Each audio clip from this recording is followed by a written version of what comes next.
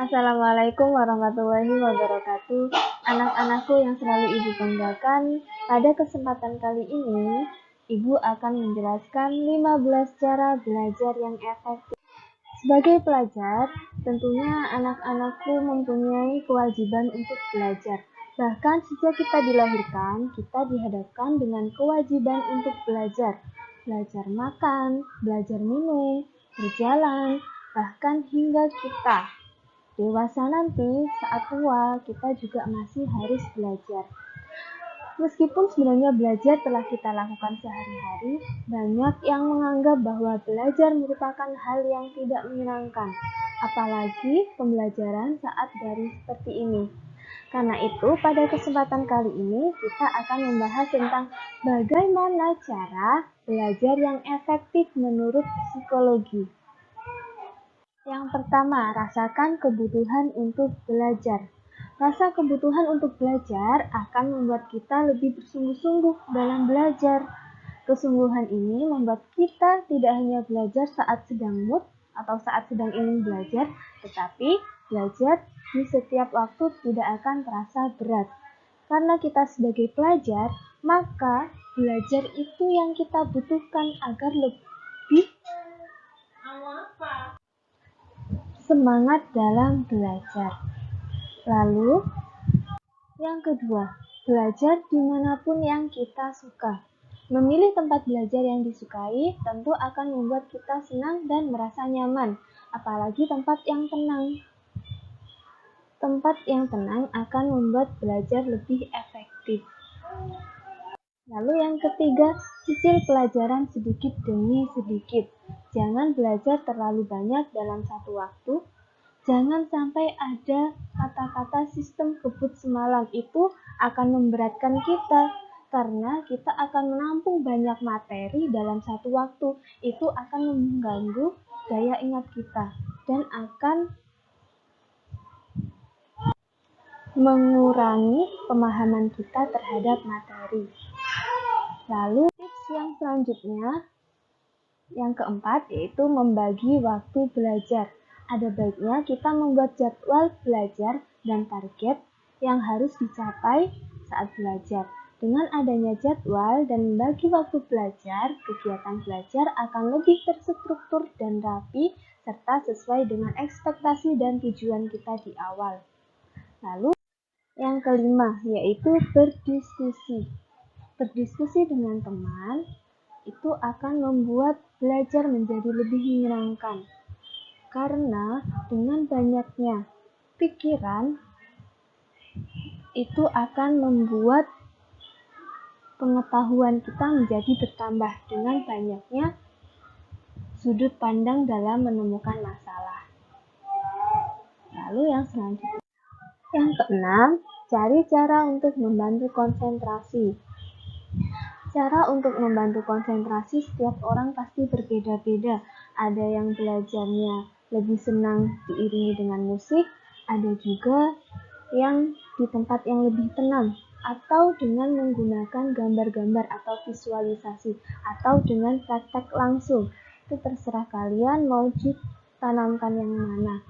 Dan ini berkaitan dengan gaya belajar siswa yang berbeda-beda.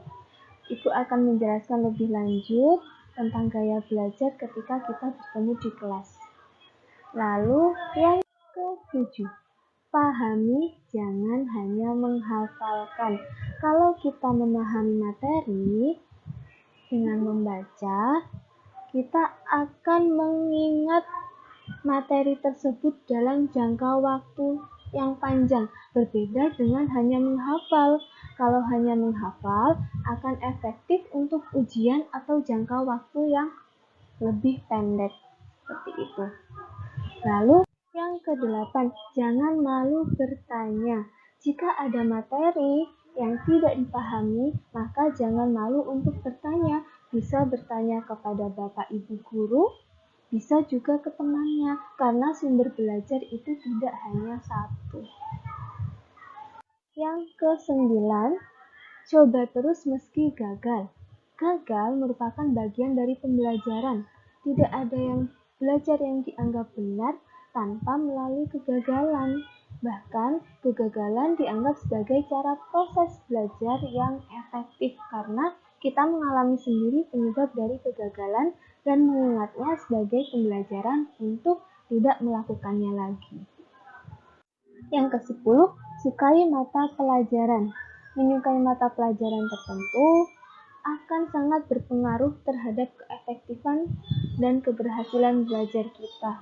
Dengan menyukai pelajaran, maka bagaimanapun caranya, kita pasti ingin paham tentang pelajaran tersebut. Berbeda kalau kita tidak menyukai pelajaran tertentu, maka bagaimanapun caranya, kita juga nggak akan paham dengan mata pelajaran tersebut. Maka dari itu, kita harus menyukai mata pelajaran, semua mata pelajaran. Lalu yang ke-11, manfaatkan fasilitas yang ada.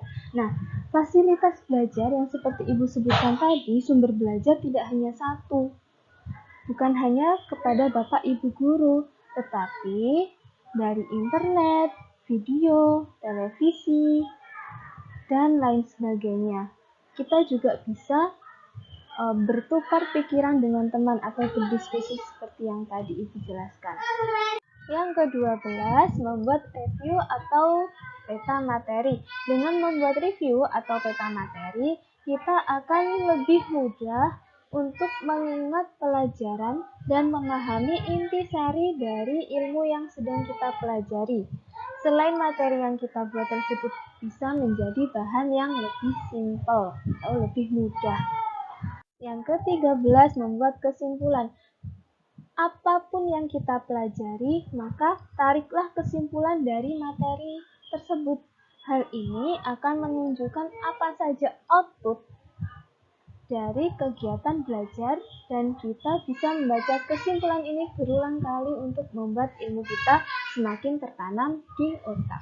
Lalu yang ke-14, mencoba latihan soal. Mengerjakan latihan soal atau uji coba untuk memecahkan masalah yang kita sedang pelajari akan membantu kita mengukur sejauh mana pemahaman kita atas materi tersebut. Dengan demikian, kita bisa menilai di bagian mana kita harus meningkatkan belajar dan bagaimana kita menguasai materi tersebut.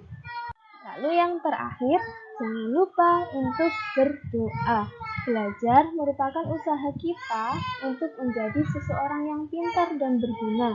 Tetapi tidak ada usaha yang sempurna tanpa diiringi doa. Oleh karena itu, jangan lupa untuk berdoa sebagai pelengkap usaha kita untuk membuat ilmu yang kita dapatkan menjadi berkah dan bermanfaat. Terima kasih, mungkin hanya itu yang dapat Ibu sampaikan.